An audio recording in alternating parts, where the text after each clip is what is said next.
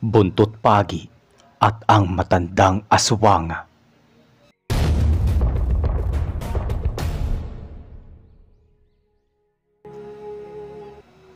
Hindi mabuting ipagkatiwala ang pangangalaga sa ating mga mahal sa buhay sa ibang tao, lalo pat hindi natin masyadong kakilala at hindi ganoon katiwa-tiwala ang mga tao nga paghahabilinan natin. Hindi natin natitiyak ang seguridad at pangangalaga na makukuha natin sa ibang tao. Iba pa rin ang pagmamahal ng isang tunay na kadugo o kamag-anak. Isang mapagpalang araw sa iyo, Mr. Narrator, at sa mga nakikinig. Ako po si Nerissa at ang kwento ko pong ibabahagi sa inyo ay tungkol sa karanasan naming magkakamag-anak noong ipaubaya ang pangangalaga kay Lolo Armando sa isang katiwala na nagmula sa malayong probinsya. Taong 1999, nasa 9 na taong gulang pa lang ako noon at naninirahan pa kami sa Ilocos. Kahit nasa mura pa ang pag-iisip ko, ay nalalaman ko na matagal na may tampuhan ang aking ama sa kapitbahay niyang si Tia Rosie. May pagkainggitera at silosa si Tia Rosie, lalo na sa pagmamahal sa kanila ng mga magulang. Kaya noong mapunta sa pangangalaga niya si Lolo Armando, ay hindi kami masyadong makabisita sa kanila doon sa Pampanga. Mabait naman sa akin at sa mga kapatid ko si Tia Rosie, pero pakitang tao lamang siya kay Tatay Louie. Malaki pa rin ang inggit nito sa kapatid dahil ito ang mahal at paborito ng kanilang mga magulang. Bukod doon ay may taglay din na kasamaan ng ugali si Tia Rosie na hindi namin malaman kung kanino niya namana. Isang araw ay may natanggap kaming telegrama kay Tio Paulo na asawa ni Tia Rosie na nagsasabi na may gaganaping reunion sa Aklan at ang kapatid ni Lolo Armando ang nagpanukala nun, katulong ang kanyang mga anak. Inasahan nila na makakadalo kami pati ang pamilya ni Tia Rosie. Mukhang nalalaman ni Tia Louie na ginagawa ang reunion para pagbuklo din silang magkakapatid. Kaso ang problema ay siguradong malabo iyong magtagumpay sapagkat pusong bato at may prinsipyo si Tia Rosie. Bagamat ganoon ang nararamdaman ni Tatay Louie, ay tumuloy pa din at dumalo sa naturang reunion. Kompleto kaming pumunta ng aking pamilya, kasama ko pa ang 2 ko pang kapatid. Noong magkita-kita kami sa Aklan, ay napuno ng kasiyahan ang bulwagan ng bahay ni Lola Loida. Naganap ang reunion noong kasunod na araw, bandang hapon, at talagang naging makulay iyon sapagkat maraming pakulong laro at sayaw na may sangkatutak na papremyo. May kaya kasi si Lola Loida kumpara kay Lolo Armando. Kaya naman nakapagtapos sa pag-aaral ang mga anak niya at may maganda silang bahay na ilang palapag. Matapos ang reunion noong kinagabihan, ay nakausap ni Tatay Louie si Tia Rosie. At tinanong niya ito kung bakit hindi nila kasama si Lolo Armando. Nabanggit ni Tia Rosie na may sakit si Lolo Armando at hindi nito makakayanang bumiyahe, kaya iniwan nila ito sa Pampanga sa pangangalaga ng kasamahan na si Aling Luningning na nirekomenda ng kumare ni Tia Rosie. Nagmula sa malayong probinsya ng Zamboanga ang katiwala na nasa mahigit 40 ang edad. Kita naman namin ni Tia Rosie na maaasahan at mapagkakatiwalaan ang katiwala at saka iilang araw lang naman ang itatagal nito sa pag-aalaga. Babalik din ang pamilya ni Tia Rosie sa Pampanga. Matapos marinig ni Tatay Louie lahat ng mga sinabi ng kanyang kapatid, ay saka siya nagalit. Kinastigo niya ito at sinabing hindi siya dapat nagtitiwala sa katiwala. Kung sinabi niya na kaagad na maiiwan si Lolo Armando sa Pampanga, ay sana hindi na lang kami pumunta sa reunion at inilagaan na lang namin sana sa Pampanga si Lolo. Nainis si Tia Rosie at kung ano-anong sinabi laban kay Tatay Louie. Akala namin ay magkakaroon na ng kaguluhan pero naawat naman sila ng kanilang mga asawa bago pa iyon nakarating kay Lola Loida. Noong lumalim na ang gabi ay nagtungo na kami sa mga silid na inalok sa amin ng mga anak ni Lola Loida. Pero nagdesisyon si Tatay Louie na aalis na kami sa kinabukasan upang magtungo sa Pampanga. Hindi siya mapalagay na ibang tao ang nag-aalaga sa kanyang ama at ang masama pa ay dalawa lang sila sa bahay. Sumang-ayon naman ang nanay ko at pabulong niyang sinabing pabayang anak si Tia Rosie na basta na lang nito ipinagkatiwala sa ibang tao ang sariling ama. Sa totoo lang ay may kakaiba talagang ugali si Tia Rosie na hindi talaga nagustuhan ng aking mga magulang. Kaya ayaw ni Tatay Louie na mapunta si Lolo Armando sa poder nito. Kahit si Tio Paulo ay alam ng tatay ko na takot at sunod-sunuran din na kay Tia Rosie. Kaya wala siyang magagawa sa mga desisyon nito. Nakatulog na kami ng mahimbing at kinabukasan.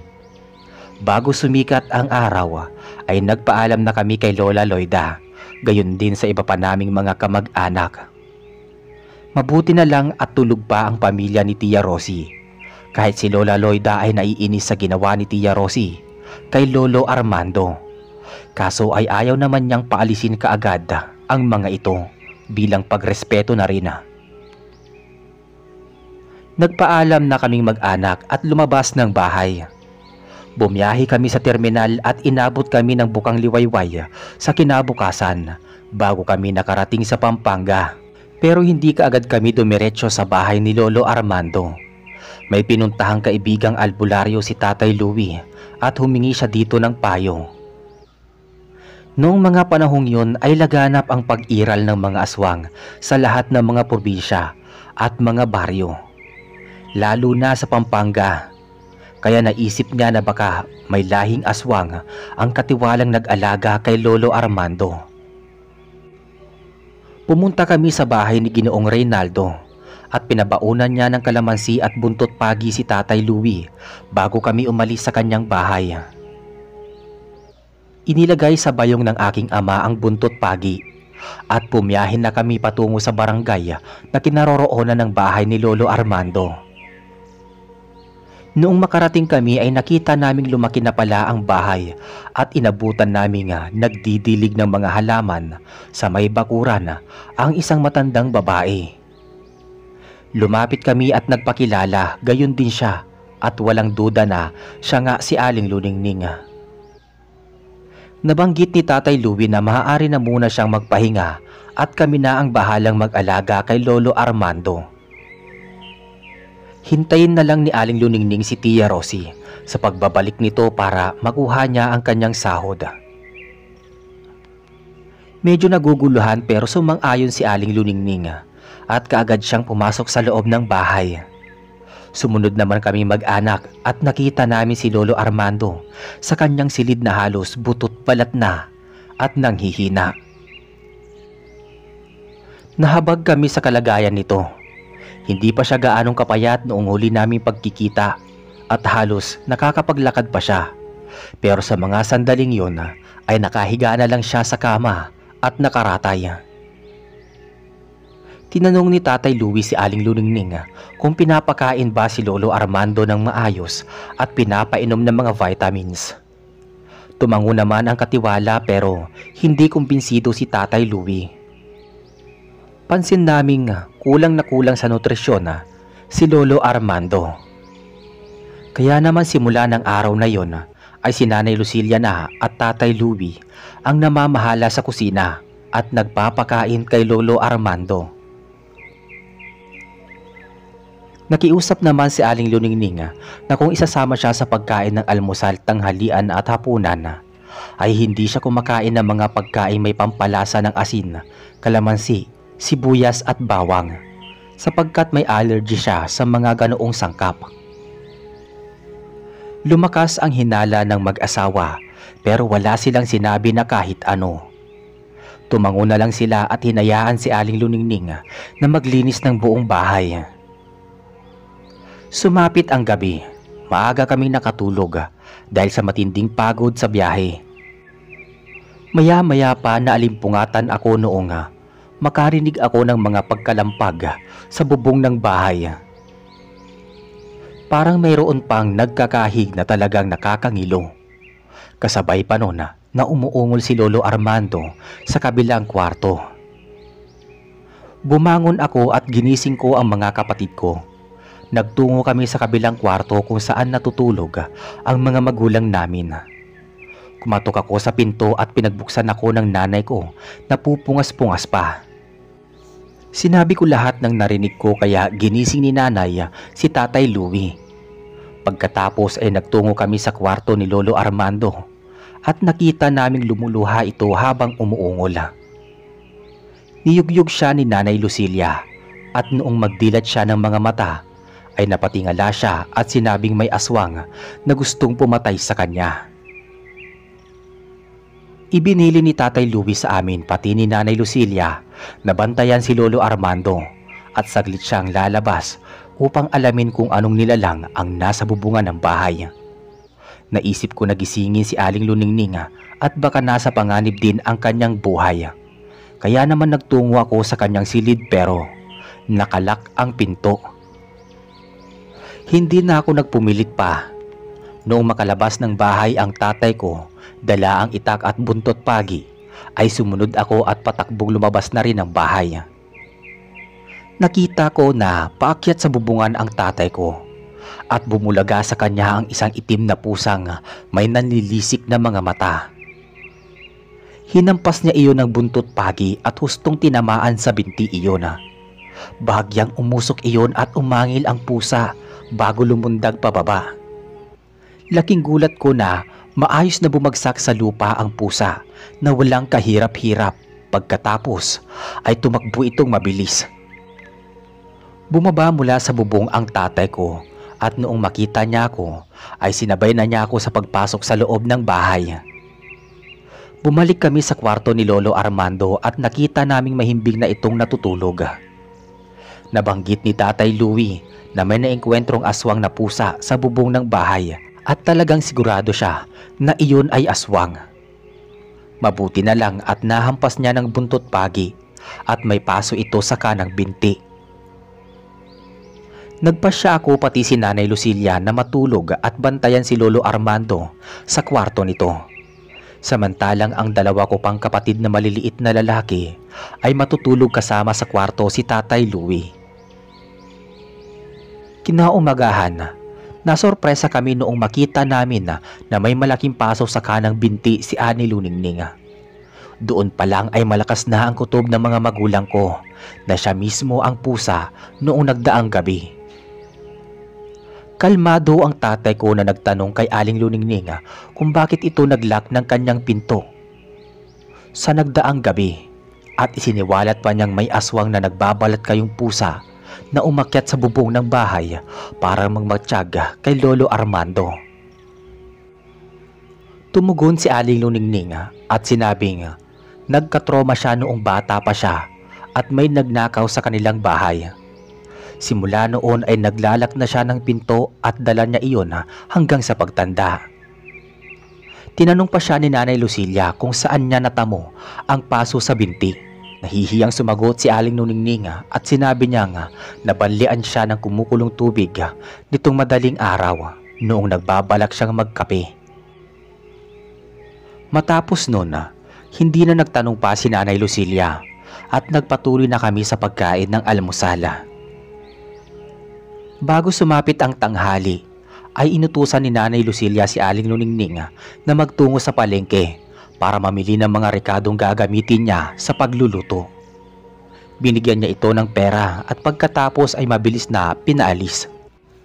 Noong makaalis na ang matandang katiwala ay nag-usap ang mag-asawa at nagplano sila ng pagmamatsyag kay Aling Luningning sa pagsapit ng gabi.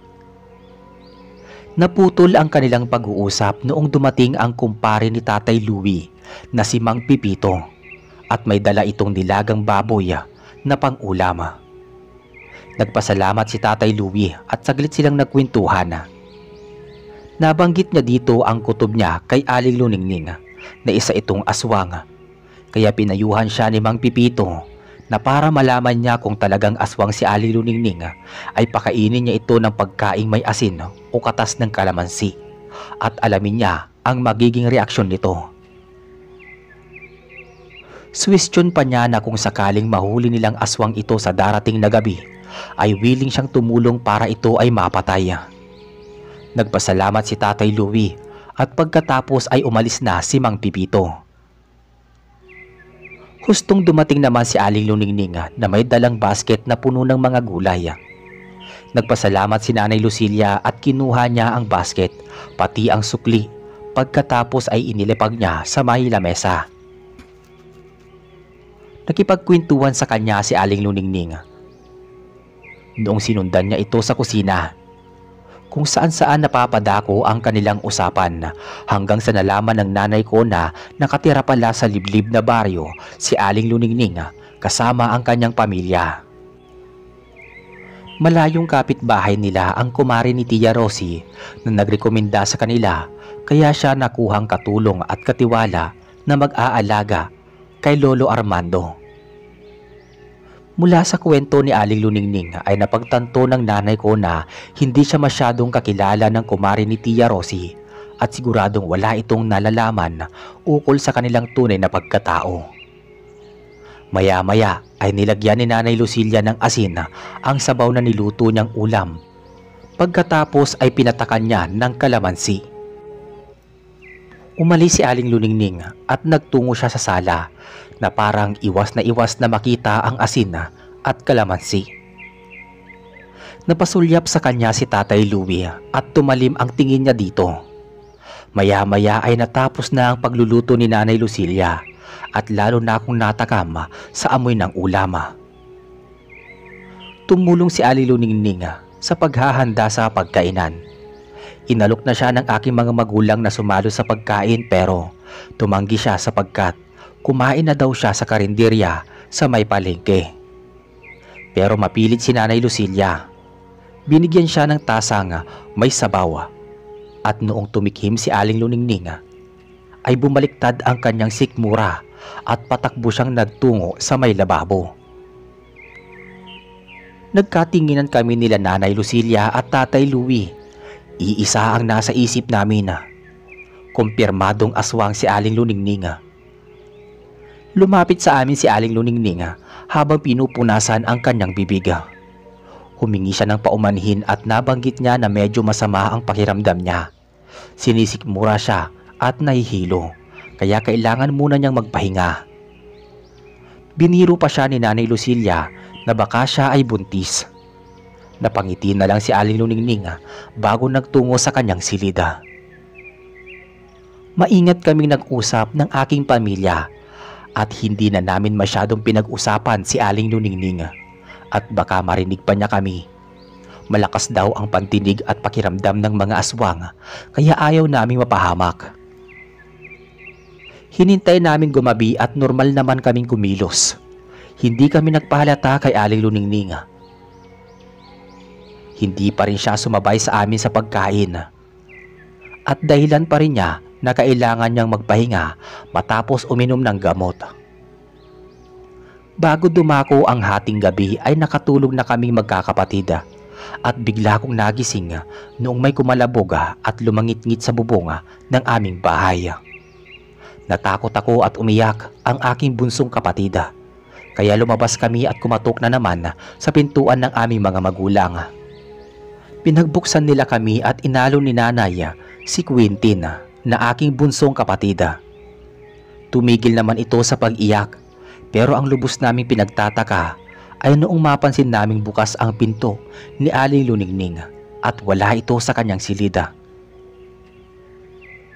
Nagulat pa kami noong marinig naming sumigaw si Lolo Armando at humihingi ng tulong. Nagmamadali kami pumasok sa kwarto nito at nakita ko na nakasiksik si Lolo sa tabi ng kama na namimilog ang mga mata habang nakatingin sa isang nakalawit na bagay na malapit ng sumayad sa kama.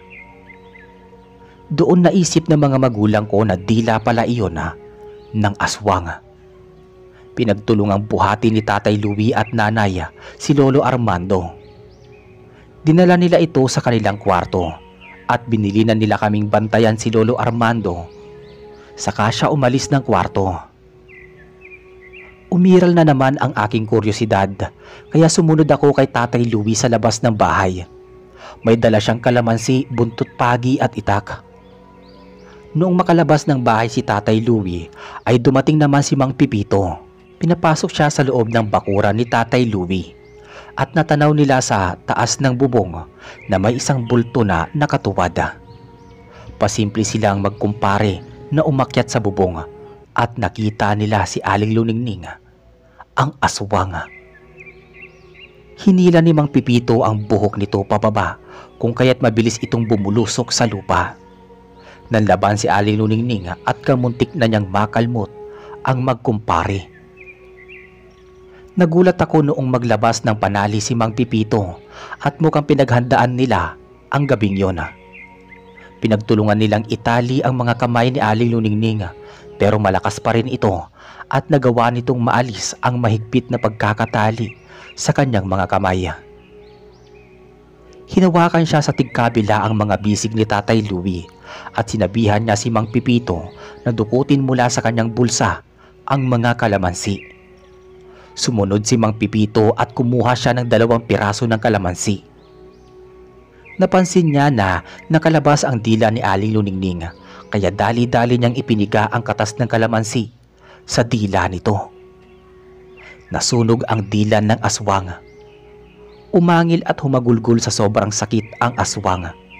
Kamuntik nang mawala ng balanse si Tatay Louie noong manlaban at maitulak siya ng aswang.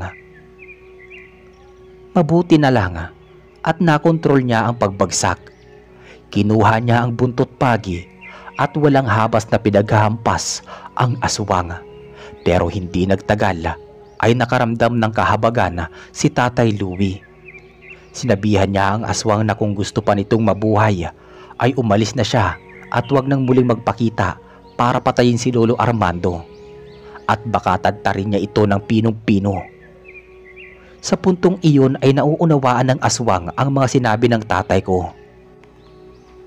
May luhang bumagtas sa kanyang mga mata bago siya nagdesisyong kumaripas ng takbo at nagbalat kayo bilang maitim na pusa bago sumuot sa isang halamanan at naglahong parang bula. Natuwa kami sapagkat sa wakas ay naitaboy na ang aswang. Pumasok na kami sa loob ng bahay at nagpasalamat na walang masamang nangyari kay Lolo Armando. Hindi na rin naman nagtagal at umalis na si Mang Pipito. Bumalik na siya sa kanyang bahay. Kinabukasan, hindi na bumalik si Aling Luningning sa bahay. Sinunog lahat ni Tatay Louie ang mga gamit at damit nito. At napagdesisyonan niyang dalhin si Lolo Armando sa kaibigan niyang albularyo. Kaya noong umaga ay nagtungo kaming lahat sa bahay ng albularyo. Binigyan kaming lahat ng albularyo ng pangontra sa aswang at may binigay na kapirasong papel ito kay Tatay Louie na naglalaman ng mga orasyon na pangpuder laban sa mga aswang. Hindi kami nagtagal sa kanilang bahay at ayaw naming abutin ang gabi sa daan. Nagpasalamat kami at nagpaalam na rin sa kanya bago kami bumiyahe pabalik sa bahay.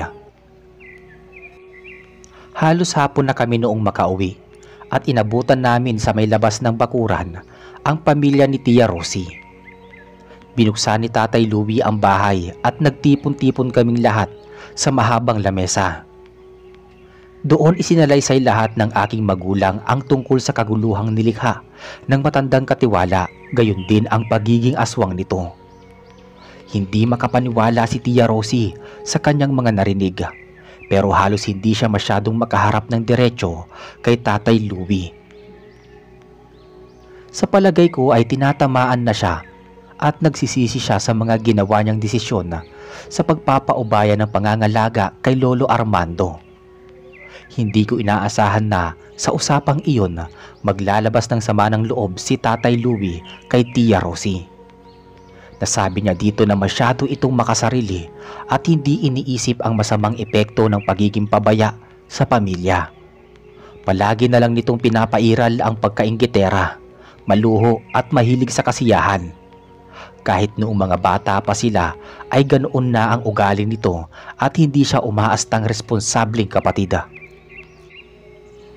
Humingi ng paumanhin si Tatay Louie sa mga pagkukulang niya kay Tia Rosie pero sana man lang daw ay matuto itong makinig sa kanya at lawakan ang pangunawa sapagkat dalawa lang silang magkapatid. Dapat ay sila ang nagtutulungan sa pag-aalaga kay Lolo Armando. Hindi yung nag-aagawan sila sa kung kanino dapat mapunta ang kanilang ama. Hindi ito laruan na dapat ipagdamot o ipaubaya sa ibang tao. Humagulgul sa pag-iyak si Tia Rosie at matapos ang ilang minuto ay nagsalita ito. Ayon sa mga narinig ko, simula bata ay inggit na at nagsiselos na pala kay Tatay Louie si Tia sapagkat napunta lahat ng atensyon at kabutihan dito samantalang siya ay palagi na lang pinapagalitan ng kanilang mga magulang. Kaya namuo ang galit niya sa tatay ko hanggang sa magdalaga siya. Lalo pang umigting ang inis niya noong mabigyan ng malaking mana ng lupa ang tatay ko sa bahaging samar ng kanilang ina bago ito namatay. Ang lupang iyon ay pinagtirikan ng aming bahay at ang kalahati nun ay may tanim na mga prutas at gulay, pati mga palay. Naging maswerte lamang si Tia Rosie noong maipamana sa kanya ang kalahati ng palaisdaan na naging daan para umangat ng kaunti ang pamumuhay nilang mag-anak. Mahal niya bilang kapatid si Tatay Louie. Pero sa tuwing naaalala niya ang nakaraan ay nabubulag siya ng pagkamuhi dito. Sa puntong iyon ay nagsalita si Nanay Lucilia at sinabi niyang hindi nararapat na magtanim ng galit si Tia Rosie sapagkat iniisip niya na may paboritong anak ang kanilang mga magulang. Natural lang na ganoon ang pakikitungo ng mga magulang ni Tatay Louie sapagkat panganay siyang anak at siya lahat ang sumalo ng responsibilidad sa pamilya ng kapatid. Hindi rin tama na patuloy siyang mainggit sapagkat kahit papaano ay gumanda naman ang pamumuhay nilang mag-anak. Magpasalamat pa nga daw siya at nasa pangangalaga niya si Lolo Armando. Ibig sabihin lang noon ay mahal siya nito at pumayag na sumama sa kanyang bahay para alagaan. Noong maalalayan ng mga magulang ko si Lolo Armando na makaupo sa upuan doon sa may sala, ay nagalak ako sapagkat nakakaya na niyang makalabas ng kwarto at tila bumalik na din sa dati ang kanyang lakas. Hindi ko inaasahan ang mga kasunod na nangyari. Lumuhod si Tia Rosie sa harapan ni Lolo Armando at umiyak siya habang humihingi dito ng tawad. Bumagsak ang aking mga luha at hindi ko talaga sukat akalain na magbaba siya ng pride para lang pagsisihan ang kanyang mga kasalanan. Lumapit si Tatay Louie at tinayo si Tia Rosie. Ibinukas ni Lolo Armando ang kanyang mga bisig at niyakap niya ng mahigpit si Tia Rosie na para bang tinanggap niya ang mga paliwanag nito. Hindi ko mapigilan ang sarili ko at nagpatuloy ako sa pag-iyak habang sila ay pinapanood sa tagpong iyon. Matapos nilang makapagyakapan ay yumakap na rin si Tatay Louie kay Tia Rosie. Indikasyon na nagkapatawaran na silang dalawa. Masayang masaya kami sapagkat natapos na ang alitan at tampuhan sa pagitan nila. Pinag-usapan ni Tia Rosie na kung maaari, magpalipas na muna kami ng gabi o kahit 2 araw man lang para namang magkasama-sama pa kami sa loob ng bahay. Pumayag si Tatay Louie at nakita naming unti-unting nagbago si Tia Rosie. Naging maasikaso siya kay Lolo Armando at habang tumatagal ay humahaba na ang pasensya niya. Magilo na din siya sa aking mga magulang. Nakabawi na din si Lolo Armando at hindi namin siya nagawang dalhin sa ospital. Lumakas siya at medyo gumanda ang kanyang pangangatawan. Naging responsableng anak at asawa si Tia Rosie. Hindi na rin siya mapagmataas at hindi na palautos sa kanyang asawa. Matapos ang 2 araw ay bumalik na kami ng aking pamilya sa Samar. Subalit nagulantang kami matapos ang 2 taon na noong tumawag si Tia Rosie ay ipinaalam niyang namatay na si Lolo Armando, dulot ng katandaan. Pumunta kami sa Pampanga at dumalo kami sa Lamay at Libing. Matapos ang lahat ng kaganapan ay lalong tumibay pa ang samahan nila ni tatay at napagpasyahan nilang sa tuwing sasapit ang bakasyon sa paaralan ay bibisita kami sa Pampanga para makasama ang pamilya ni Tia Rosie. Wala na kaming nabalitaan pa ukol kay Aling Luningning at kahit kailan ay hindi na rin siya kumuha ng katiwala at nagtulong-tulong silang mag-anak sa mga gawaing bahay. Inisip ko noon na hindi na kami nakakaranas ng mga engkwentro sa mga aswang, pero hindi pa pala doon natapos ang lahat. Umpisa pa lang ang mga nangyari. Para ihanda kami sa isa pang panibagong pagsubok. Pinag-aral kami sa Pasay ng aming mga magulang. Kasama ko ang aking pinsan na sina William at Lucy, na anak ni Tia Rosie. Umuko pa kami sa isang apartment na walking distance lamang sa aming pinagpapasukang paaralan. Hindi kami magkakaklase at magkakaiba kami ng kurso. Pero nagpapasalamat kami dahil hindi magkakalayo ang oras ng aming pag-uwi, kaya nagkakasabay pa kami sa pagbabiyahe pauwi sa apartment. Medyo takot pa ako noon sa buhay sa syudad. May mga krimen pa din noon tulad ng kidnapping, pagnanakaw at pagpatay sa mga tao. Kaya naman talagang nag-iingat kaming magpipinsan lalo pat malayo kami sa aming mga magulang. Ang kahilera namin ay mismong kapitbahay namin at may curfew din. Kaya kapag pumatak na ang alas 9 ng gabi ay wala nang lumalabas sa amin ng bahay. Depende na lang kapag may programa kami sa universidad na kailangan talaga namin makauwi ng gabi. Isang gabi ay may nakasabay kaming dalaga na mukhang nag-aaral din sa aming universidad. May ilang kabahayan ang layo niya sa aming bahay at medyo madilim ang lugar na kinatatayuan ng kanyang bahay. Nakakasabay namin siya sa pag-uwi at hindi rin nagtagal ay naging malapit kami sa isa't isa. Elaine ang kanyang pangalan at hindi siya masyadong madaldal. May pagkamahiyain din siya pero kita naming mabait siya. Isang araw, nagkasakit si William. Nagkaroon siya ng trangkaso, kaya kinakailangan namin makauwi ng maaga ni Lucy para mabantayan ang pinsan namin. Nagtaka ako sapagkat alas 4 pa lang noon ng hapon ay nakasabay na naman namin sa daan si Elaine. Mukhang napaaga ang kanyang pag-uwi. Kadalasan kasi ay halos magbabandang alas 5 na namin siya nakakasabay sa pag-uwi. Tinanong niya kami kung may sakit si William. Nagkatinginan kami ni Lucy sapagkat hindi namin alam kung paano nalaman ni Elaine na may sakit si William, samantalang wala namang kaming nababanggit sa kanya.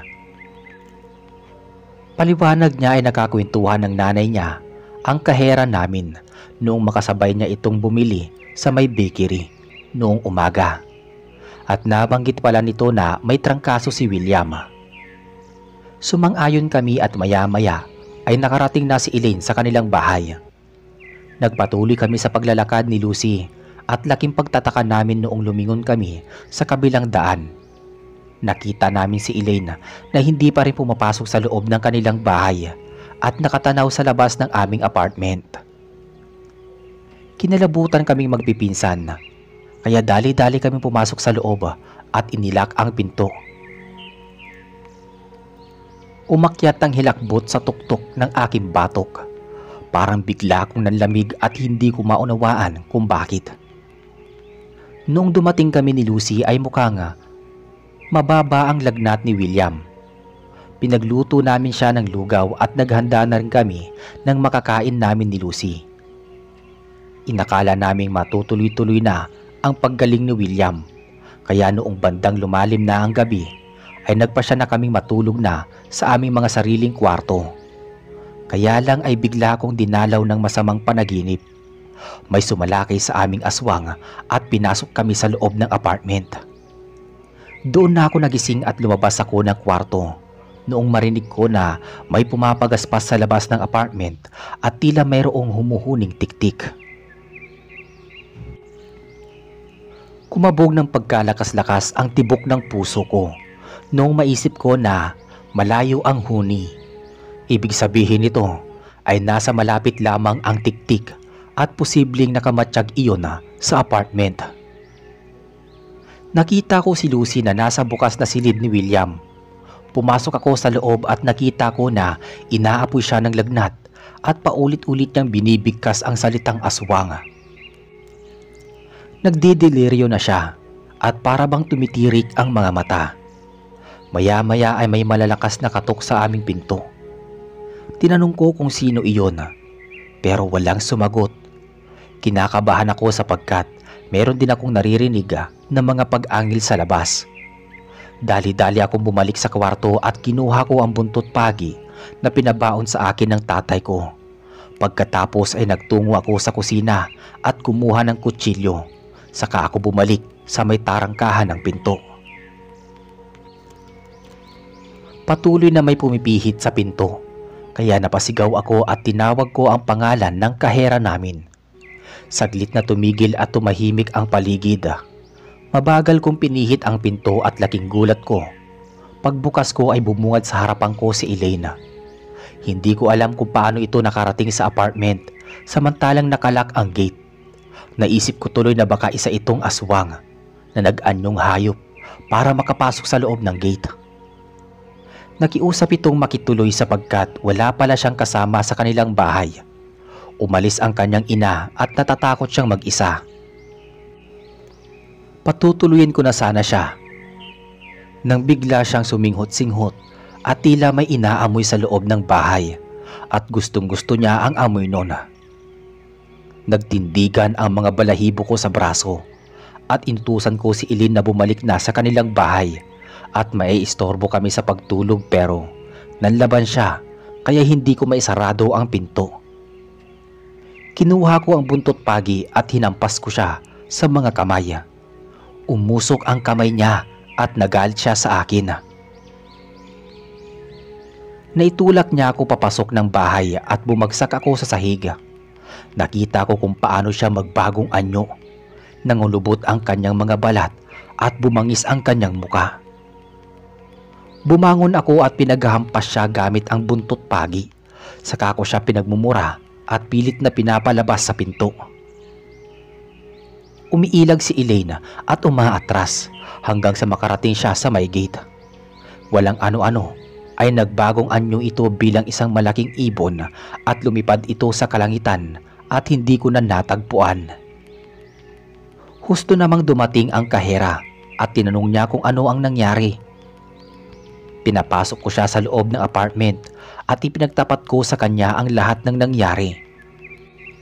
Maya-maya pa, inabutan namin si William na wala ng lagnat at nasa tabi niya si Lucy. Namulagat sa akin ang kaherang si Aling Petra at nasabi niyang wala siyang kilalang Elaine na nakikitira malapit sa apartment. Kahit kailan ay wala siyang nakakausap na ina nito sapagkat walang ganoong pangalan ang nakatira sa block namin. Pansamantala ay sinamahan kami ng kahera sa magdamag at sa kinaumagahan ay lumabas kami ng apartment at dumaan sa bahay ni Elena. Maya-maya pa, nakita namin ni Lucy na may isang luma at sirang bahay na may malawak na damuhan na ilang kabahayan ang layo sa apartment. Base sa kwento ni Aling Petra, matagal na palang walang nakatira sa lugar na iyon at walang estudyanteng Elaine ang matatagpuan doon. May huling babae nakatira sa lumang bahay. Elena ang pangalan nito at isa iyong matandang babae. Kinatatakutan siya sapagkat isa siyang aswang at may nakahuli sa kanyang pumatay at kumain ng laman loob. Kaya simula noon ay hindi na siya natagpuan sa lumang bahay at walang nakakaalam kung saan siya pumunta o kung nabubuhay pa siya noong mga panahong yon. Bumalik kami sa loob ng apartment at napuno kami ng mga katanungan, pero lumipas ang ilang araw ay unti-unti rin namin inalis ang mga agam-agam namin sa muling pagbabalik ni Elena. Nanatili kami magpipinsan sa apartment hanggang sa makabalik ang mga anak ni Aling Petra. Galing ito sa abroad at pinalawak pa nila ang apartment kung saan marami pa kaming ibang nakikilalang mga nangungupahan. Malaking bagay pa rin ang nagawa ng pabaong buntot pagi ng tatay ko. Hindi na kami ulit nakatagpo ng aswang sa syudad. Sa kasalukuyan ay naninirahan kami sa samar ng aking pamilya. Matanda na ang mga magulang ko at nag-aalaga na lang sila ng mga apo. At dito po nagtatapos ang aking kwento. Maraming salamat po sa pagbibigay ninyo, Mr. Narrator, ng oportunidad para maisalaysay ang aking ipinadalang kwento sa inyong YouTube channel. Hanggang sa muli.